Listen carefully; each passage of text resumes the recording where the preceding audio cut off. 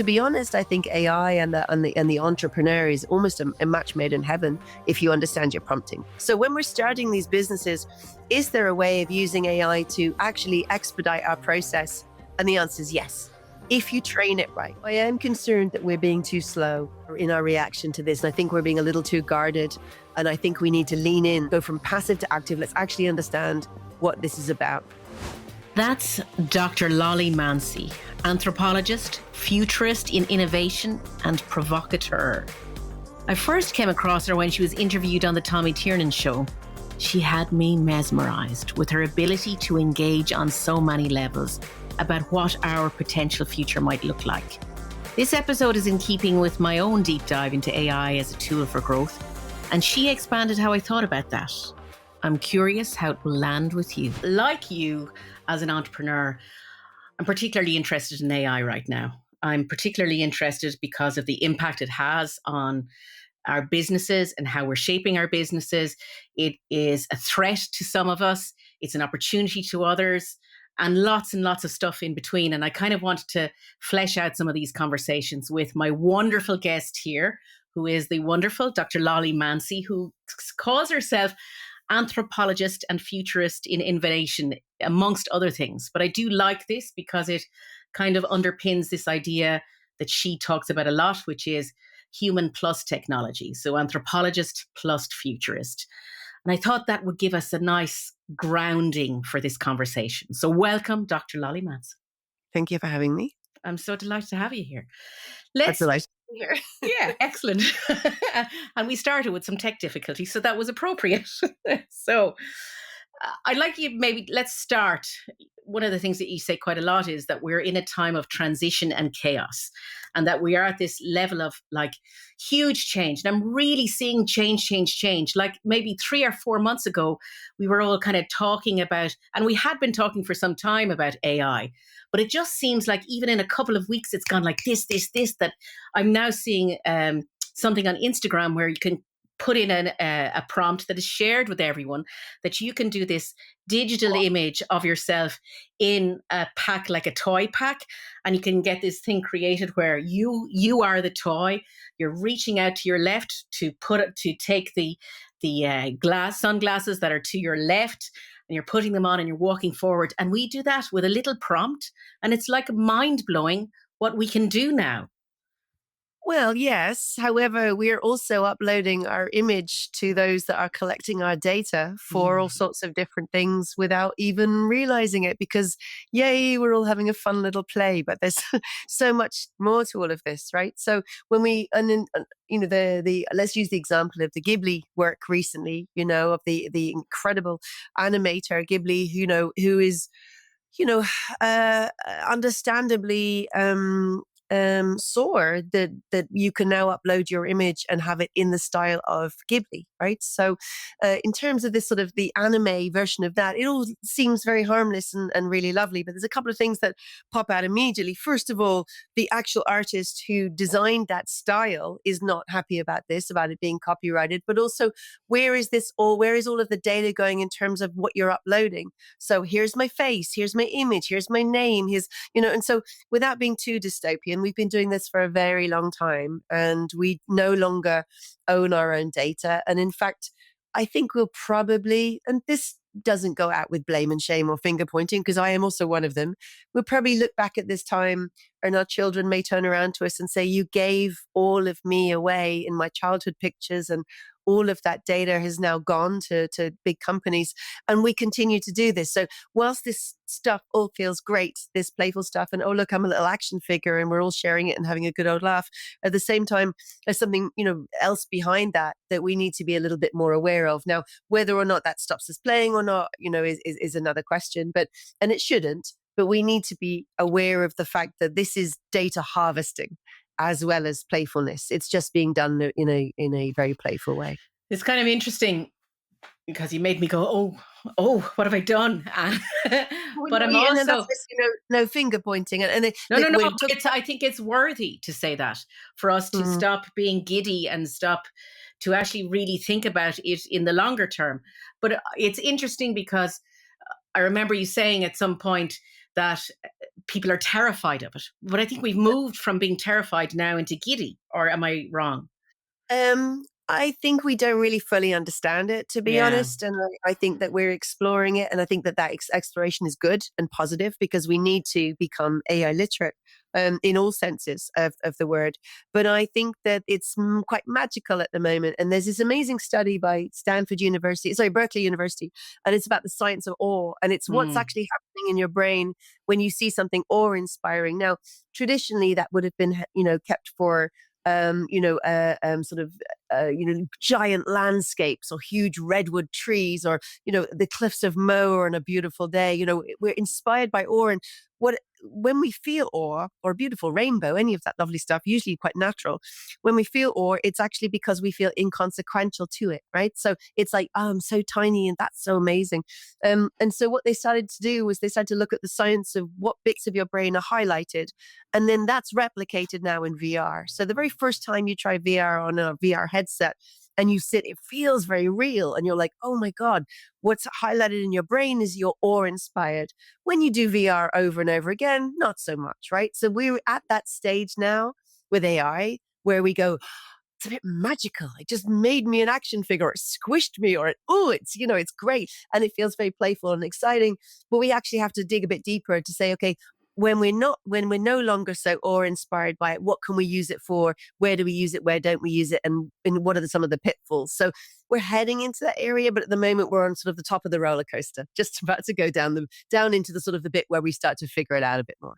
You mentioned about redundancy also, that when we Mm, feel inconsequential, we're in danger of feeling redundant. Tell us yeah. more about that. Like, I think that we have been on a very sort of utopian, dystopian, polarity for a while, which is a lot of people working with technology saying, oh my God, it's amazing. And a lot of other people going, but dystopian. It'll take jobs, it'll change the world, et cetera, et cetera. Now, it's both, by the way, and we are in a revolution at the moment that we haven't quite got to terms with. So if we go back in terms of history, agrarian revolution into industrial revolution into digital revolution, right? So we're using different digital platforms, the internet, different things, Excel, et cetera, et cetera. That all feels very doable now because we've been working with them for a long time. This is a cognitive revolution where we now no Mm. longer have the ability potentially to say we are the experts in the room if we are experts. There is another body of expertise. And so that cognitive revolution where we decide to outsource certain jobs, tasks, pieces of ourselves, even memory, for example, which is mainly technological. We don't know phone numbers and we rely on technology to show us our memories and photographs and things like that, And so when we outsource, that is a form of redundancy. So if we take memory, our memories will shrink, no question, if we don't use them in the same way, and we will change neurologically. So we're already physically and neurologically adapting to the technology. So the redundancy might be part of us, but it certainly also looks like it'll be whole sections of society in terms of, and it's not good enough just to say upskilling. We don't even know what that means. What do we upskill? Who do we upskill? In what? So this cognitive revolution is going to change the world of work and the world of education and has started to, but we're mostly not conscious of that yet. In 5 years' time, we're going to be much more conscious of that. And the question then is, what do we do in the meantime? Like, Right. there's a couple of things that come to me. One is, one of the things from an entrepreneurial perspective or small business perspective in marketing terms, right? Yeah. We started out, because social media as a task for entrepreneurs is just a pain, because it's, you either outsource it, and then when you outsource it, sometimes you think that the person you've outsourced it to doesn't truly reflect who you are. Similar scenario. But also things like we're just starting to learn now that we've got to teach AI much like we would teach someone we're outsourcing it to. And if we teach them better, we get a better result. And one of the things in one of my programs recently, they used a prompt that I suggested to them, which helps them build out their identity properly and feed it into ChatGPT so that they can get a really good output. And it comes back and they're realizing, oh my God, that's done it better than I could have done it. The AI Right. understands the customer better than I can. So where is my humanity now if I don't understand? Because you talk also a lot about human connection and our ability to read the room and our ability to connect and interface. But it seems to me in some ways with all of these prompts that are coming out all of the time, that actually AI is better at reading the room than we are. Well, it depends what your prompts are, and it depends what you've trained it on, to be honest. But because there is no one body of knowledge. Like, it's Yeah. pulling on everything from the internet, but it's only pulling on one type of idea. And that is so I'll give you an example. We have moral pluralism, right? We can't agree across the world what is right and what is wrong. We don't have a global consensus on that. We have morality that steps in different religions. Different things are okay in different, cultural systems. So we are actually training AI on a global north sense of morality, but also we are not looking at indigenous thought systems or, as an anthropologist, all of that, the fact that, there is one right and one wrong. So when you're, as an entrepreneur, you're not thinking about the nuances so much. You're literally trying to be all things. So now you can be an entrepreneur with AI, and you can have a marketing team in your AI, and Yeah. you can have a content creating. And so now it's one person and AI. So, and it goes back to the same thing. How well do you know your customer to walk in their shoes? Well, a lot of entrepreneurs don't know their customer. That's the They're multiple reality. customer personas enough, Yeah. and their business will shift. They don't future proof at a time when they're solvent. They future proof at a time when they're sinking. Which is always too late. So you can work with AI in a way that your capacity now should be to scale and understand your business and understand your customer, not all things to all people. So majority of entrepreneurs that I know and I would see coming through UCD with sort of the entrepreneurial mindset, we're sinking under the weight of the enormity of the things that we need to do. Most of us can't pay a wage to ourselves for the first couple of years. We certainly don't have a team. So when we're starting these businesses, is there a way of using AI to actually expedite our process? And the answer is yes, Hmm. if you train it right. So become a really good prompt engineer, set the memory setting on your GPT if that's what you're using, so it gets to know you, tell it who it is. You are an expert in marketing for this particular segment, et cetera, et cetera. The more you give it, the more it remembers, the more it knows you, the better it's going to be. So a little bit like having an intern and you train them to be great. Now you have an intern with the capacity of Einstein. So, that's great. But at the same time, also, what is it that our role really is? So for majority of entrepreneurs, it's the bigger picture, it's the scaling, it's the idea of where to go next, it's that human to human relationship. We should be out meeting other people. We should be talking about our businesses, seeing where those collaborations go. AI can't do that for us, but it can take the heavy lifting and the pain out of a lot of the entrepreneurial endeavor, and to be honest, when we get to the point where it can actually represent me at meetings, then I know we've got to a point where I'm like, this is my time better spent. Because burnout is true and real for most entrepreneurs. Most of us take our eye off the ball because we're so busy in the trenches of just the day-to-day running of things that we can't keep growing it and seeing it. Our best value as entrepreneurs, we are ideas people. We've taken a piece of an idea and we've turned it into alchemy, because an idea is not a business. We've literally created gold out of it. When we have proof of concept, when we have customer validation, when we have we've questioned our assumptions and we found our market segment, we now need to build that out. Our time is not best spent behind a computer answering emails and doing all of the things we do on a daily basis. Our time is best spent relationally with other people in real life, building connections and collaborations and partnerships. It won't take that part from us. So to be honest, I think AI and the entrepreneur is almost a match made in heaven if you understand your prompting properly. Well, I get the sense of, I think it democratizes success, to be honest, Yep. because there's so many, having worked with entrepreneurs for, I'm over 25 years in business. I've seen the patterns of how they grow. I've Yep. seen the tears. I've witnessed them. I've handed the box of tissues over. And I think this is finally the solution to actually help you dream bigger and it not be just a dream, but actually make it possible to be a reality and not get burnt out. And don't forget, your business isn't coming from AI. Your business could be validated through it to some extent, Mm. You can ask it to build out a business model canvas for you, and and all of that. You've still got to check it and make sure it's right. Otherwise, if it doesn't know the answer, by the way, it'll make it up. It wants to please us. So it will make up an answer if it hasn't got an answer. So you have to watch out for that. But in terms of the grounded ideas, the blue skies and the moonshots, it's not going to create the moonshots for us unless we give it permission to and help it. So in terms of, it joins dots between things that rational and makes sense, right? It's a good, bad, there's no gray area for it. It's kind of like, this is a good idea, this is a bad idea. And if you ask it to do things that seem, so I'll give you an example. One of the tasks I set my students when they first come into class in UCD to learn the entrepreneurial mindset is to create the worst soup. Let's create a soup that would be the worst delivery mechanism, the worst ingredients. It'll be the most terrible thing for the planet. That would be very difficult for AI because it's not making sense in terms of it creating a proper business.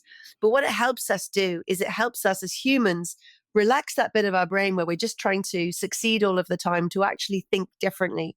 And by thinking differently with AI, we can do well. AI will play rationally into the rules. As humans, we don't.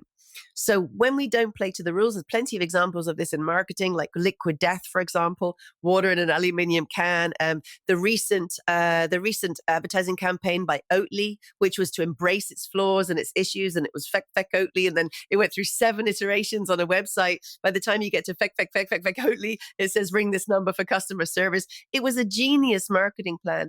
That kind of like irreverence is not going to come easily out of ChatGPT. Because it doesn't work with any formula it could have pulled on in the past. So for humans to think differently, be wild, be bold, those moonshots, that's our space. But do you think that any human, so if we have entrepreneurs who have been in the trenches for so long, that their dreams have been crushed again and again and again, okay, because it's been difficult and they're burnt out and all the rest of it, and they've had to play smaller. And actually, remember societal conditioning, they've probably been told to play small for most of their lives.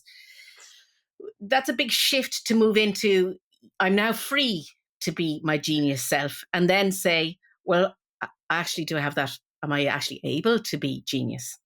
However, that's a framing question, right? Because if you were, I don't want to bring up the States right now, but I will. But if you're in the States, prior to the orange man and the madness that's going on at the moment. So if you're in the States and you haven't had a failed business, nobody's going to trust you as an entrepreneur. If you're in Ireland, probably because of Catholic guilt and shame, if you failed, right? Oh God, I had a failed business. All my students come in their 40s and 50s and they're like, oh God, I lost a business. I'm like, welcome to the club. Now we can really get going because you've built resilience. So you know that the peaks of enlightenment, troughs of disillusionment, you've proved them to yourself. They're the daily staple of an entrepreneur, right? So it's organized chaos to some extent for us.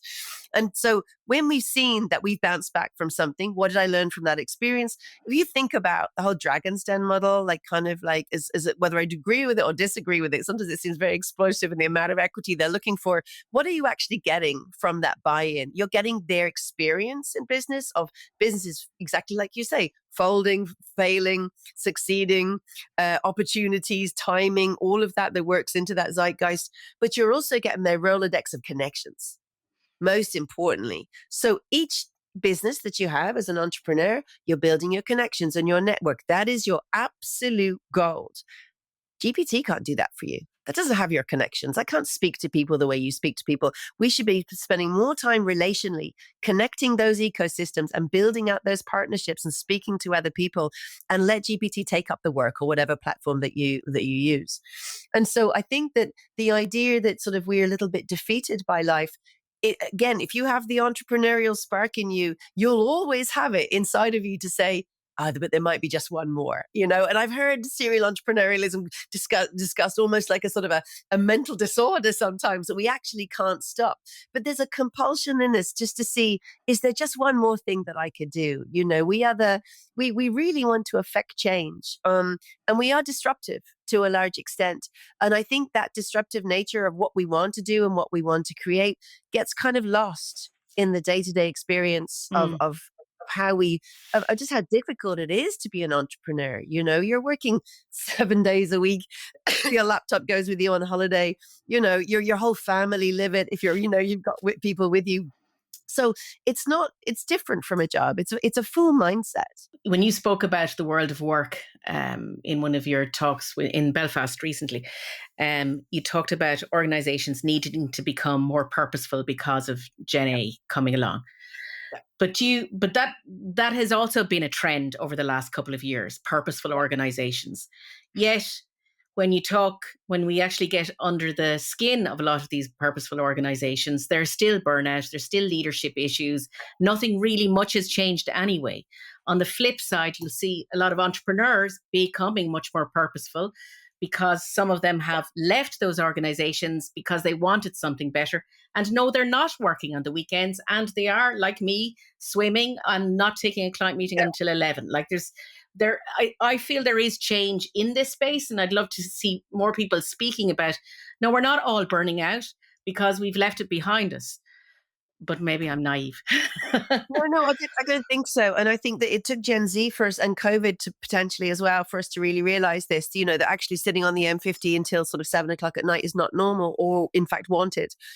Arriving home when you're just saying goodnight to your kids is really not a way that any of us should be living or should have been, And so, I kind of see, I might be a little bit optimistic, but I kind of see AI at the moment as a great reckoning with all of that, because why wouldn't we? And I'll come on to the negatives in a second, but in the positives, why wouldn't we take the heavy lifting out of our day? And the fact, you have a bank holiday Monday, and you're like, God, Tuesday's like 3 days in a row, it's just so heavy in terms of the content. Why don't we take that bit out for ourselves and allow AI to take that bit for us, which we can do? And then we actually decide how we want to design our lives. And most of my students, I would say to them, you come in with a business idea, but actually, how many days a week do you want to work? How much money do you actually need?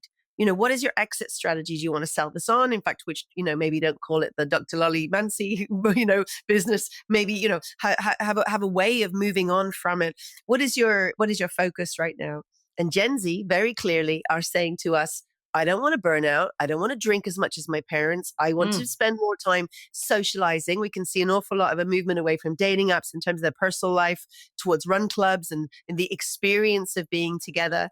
And I actually think that will dictate a lot about, the companies and the way. At the moment, companies are saying, come back into the office. We would prefer you to do that. And then they're going, oh no, we can't get any people. We have to embrace remote working. We have to realize that's the present. There's much more productivity on remote days, but there's social productivity on days in the office. But when days in the office are Tuesday, Wednesday, Thursday of every week, which they are in Dublin, you can have a look at the gridlock on the M50. Mondays and Fridays are free. So again, we've just gone back to that old way of being. Is it because we haven't imagined a new way of being? Like, yes, because we equate that with a drop in profit or productivity, which isn't what the data shows us. So I wonder if it's not the micromanaging managerial mindset, in terms of that of I need to see you to see what you're doing. And so if we think about the way that we have, since the Industrial Revolution, that we've organized our time, our lifespan, right? Maybe we're in school till we're 16 or 18 or 20, maybe. Then we're in work.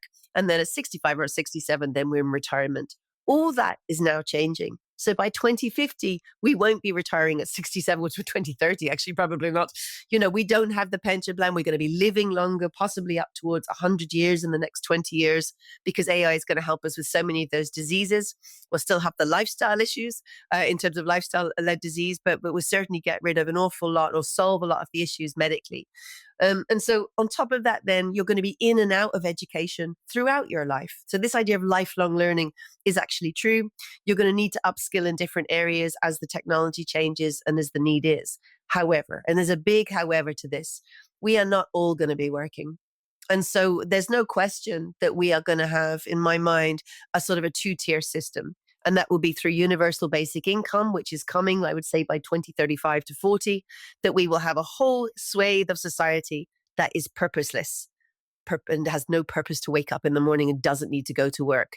And I don't see investment in social enterprises and in the equity piece that we're going to need in terms of what we're actually going to be doing and what our society will look like for those people.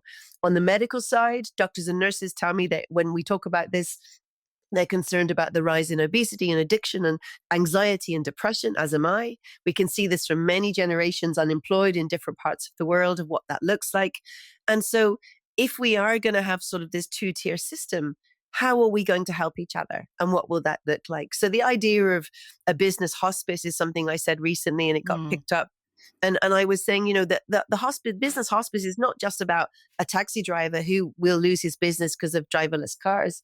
It's actually also areas within your organization that will become redundant. And the answer is not upskilling. That's an empty rhetoric. So what is the answer? And what I would love to see at the moment, I'm putting forward in a whole number of different ways, is that we collaborate on solving some of these issues that are coming down the line in a decade's time, to actually say, what kind of a society do we want? You remember we went into COVID and said we'd all be baking, banana bread and have six packs, and we came out anxious and most of us quasi-alcoholics, like it was depressing and awful, and we needed people and we needed that connection. But also it was really great to have that time and that time with family.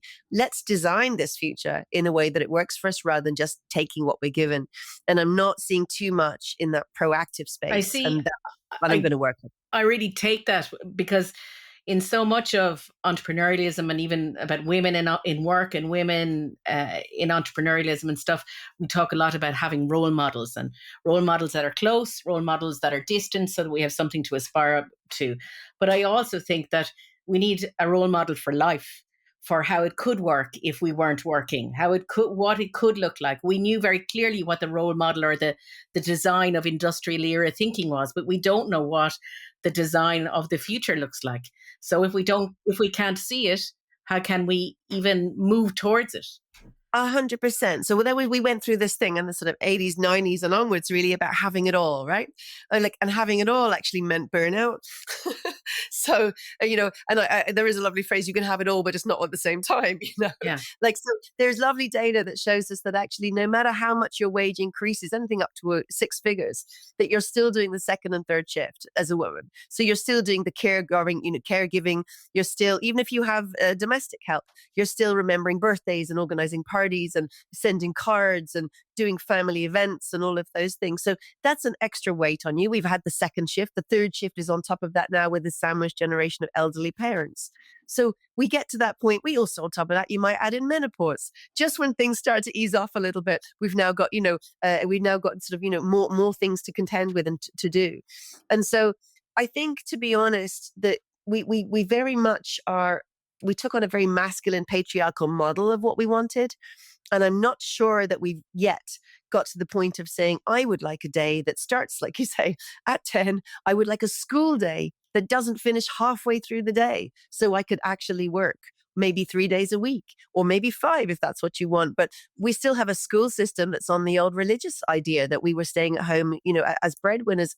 I don't know any couples where they're not both working, because life's very expensive. So as a consequence, we haven't adapted towards that.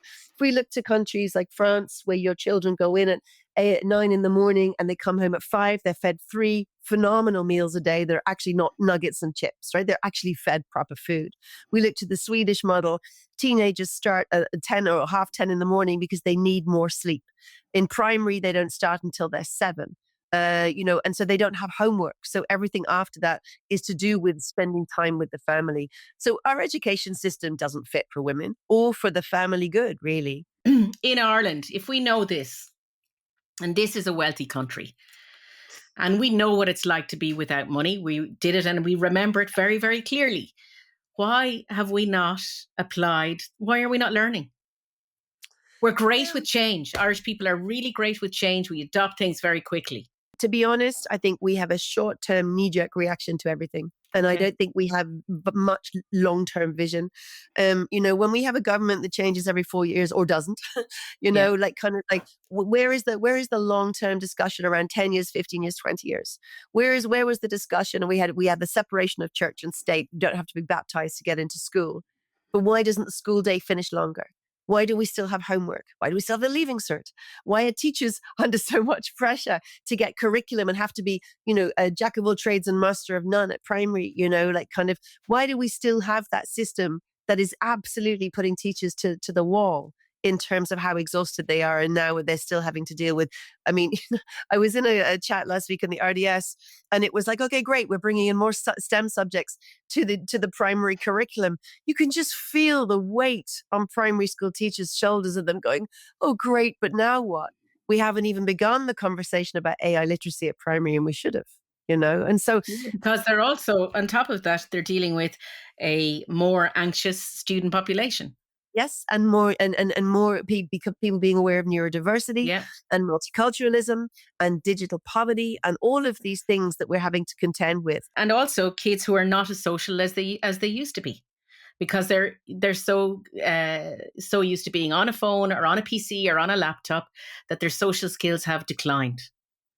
So we don't have an overall arching human flourishing policy in society. And it seems to be piecemeal, and it's not joined up. And the pressure points are always on those people like the primary teachers who are literally under the strain. They're doing incredible work, but they couldn't possibly manage all of this. Now, one of the good things about AI, if we do adopt it at primary level, is that you can have personalized learning. It will help you with the neurodiversity issue. It will become a co-pilot, not in a Microsoft way, but a teaching assistant for you. But we've got to lean in and do that at an early stage.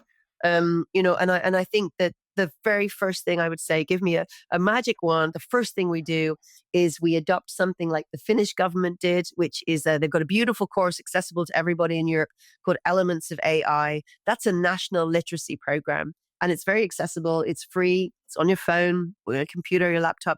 Everyone should take that. Then let's have a conversation about what we want to build. But until we get even the very basics of what AI is, and get away from the idea of it being utopian, dystopian. It's a tool. It's a phenomenal tool when used right, and a very dangerous tool when used wrong. And at the moment, we haven't got the skills of critical thinking, problem solving, and a healthy mistrust of everything we see. And we need them embedded very early on. If we don't have that as adults, how can we impart that to our children? So I am concerned that we're being too slow in our reaction to this. And I think we're being a little too guarded. And I think we need to lean in as a nation now and say, let's build this future together, but let's go from passive to active. Let's actually understand what this is about. Because otherwise, I don't like to use the term left behind, but other times we're coming up the rear all of the time and reacting to things. I'd love to see us leading the way a little bit. We're small enough to be able to do it. Can I ask you a question? Well, obviously, we're on a podcast. Of course. It struck me the statement that you said about our government having no long-term vision. Why do you think that is? Is there something historical that we're always kind of in fight or flight, or why do you think that is? I don't think it's out of any badness, but you would have heard this year after year, decade after decade of the long-term planning, the long-term solutions. Where are they? So do we have the right collaboration in place between the amazing academics in Irish research who can see far into the future with what they do, and then that consultation with industry, and then that consultation with the public? Do we have that dialogue going? Because I don't feel that we do. And I feel that we try to do it. But even in academia, we're siloed, and so I'm going to spend the next 10 years, trying to really make much more of those connections, because I did a little thing for called Future Veil for RTE, a gorgeous show last year where we looked at Ireland 2050, built it out, and sort of said, this is possible. And the whole reaction to that, I was even in government buildings about 6 months later, and they said, is this possible? And I said, well, we've just shown you that it is. What do we need to do? So I just heard we're about to do a second series. I'm so excited about that. And it's going to be, okay, what steps do we need to take then? Let's tangibly go. If that's a future, do we want that future? Where's that discussion about the future we do want? And how do we retrofit? How do we go forward so far and retrofit to take the steps into it? And I think it's that pragmatic way of saying, let's have a longer term vision, but also, maybe some kind of citizens assembly where we all say how we feel. And it's okay to say fearful. And it's okay to say, because the data that we had and the beautiful, conversations we had in Futureville with the people at the time. It was the people in Athlone.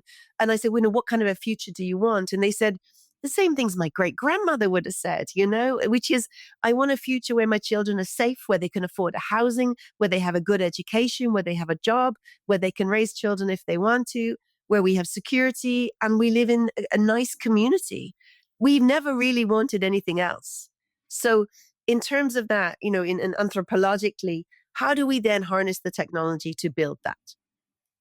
And that's all possible because that future of 2050 hasn't happened yet. It's unwritten. But what do we need to do to take the steps to it? So I do really fully hand on heart believe that what we have in Irish research and academia and the incredible expertise we have in Ireland and beyond, we can learn from all those other countries and collaborations.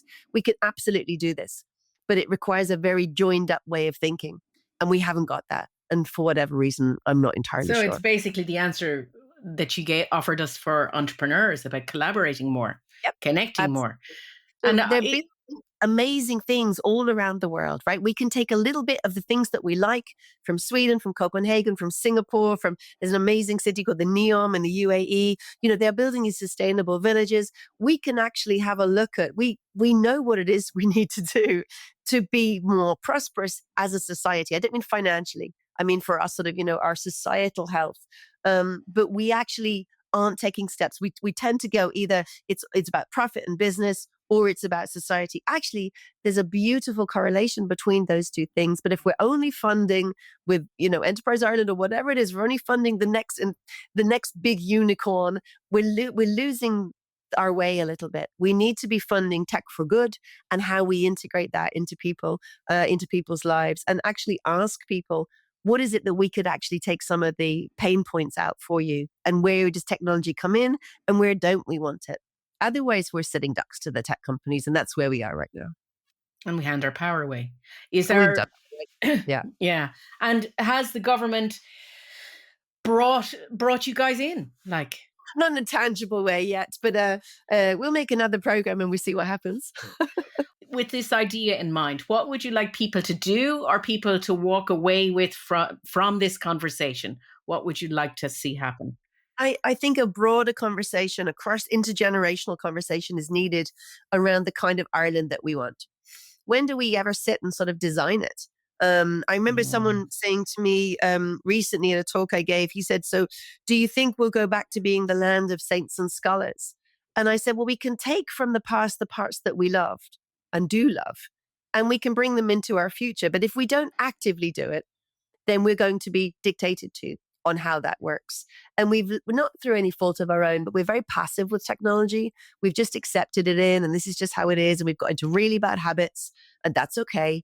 But let's go a little bit more into the active mode of, why am I feeling that my brain needs this dopamine and I'm scrolling? Put in some, you can put in, there's lots of free apps. I have one called Stay Free that tells me how much I'm on my phone. Even I need that. And I'm on, I know all of this information. So it's not our fault, but we just need to go into a more active mode. We need to find out what's happening with the algorithms. And we also need to understand that basic AI literacy and to be part of that, because there's going to be people that utilize it, that do very well. And there's going to be people that then are the recipients of that. And I would love to see more voices in terms of what that AI rollout looks like and the kind of businesses that we create. Because we're not going to just need businesses that create profit. We're going to need businesses and initiatives that create a better living condition and a better experience for us. And I don't see too much of that conversation going on at the moment. It's just all about the biggest, baddest, best, and boldest in terms of profit. And I that is absolutely not the future that I want for society. I would like to say that if we do use AI to take out some of the heavy lifting, what are we doing with that time? Are we putting it back into our phones, sitting on our sofas in the dark? Is that the best use of our time? Or are we going back out there to solve some of society's issues? And if we are lucky enough to be able to have the privilege of being, having our bills paid and having some sort of financial security, then we should be judged on how we treat our most vulnerable. And we have an opportunity now in terms of that. Your GDP is not the best judge of your success as a country, in my mind. It is literally how well we deal with those outliers. And we're going to have many, many more outliers of people that are left out through AI that we need to start addressing. Or otherwise we're going to have a very strange society of those integrated with AI and using it and those that aren't. And that's not a future that I'll go down with the ship. That's not a future that I want. Yeah. Thank you so much. I think you've left us with not just stuff to think about, which is valid, but actually the impetus to me be more active about it. So thank you so much for that. You're very welcome. And that's it for this episode, everyone. Thank you so much for joining us. Make sure to connect with Lollie on LinkedIn, and don't forget to click on the links in the show notes for the sources mentioned in this episode. And thank you for listening to Your Truth Shared. If you enjoy this episode, please do rate and review in your favorite app at lovethepodcast.com/yourtruthshared. It really helps spread the word, and it helps me to continue to invest in this podcast.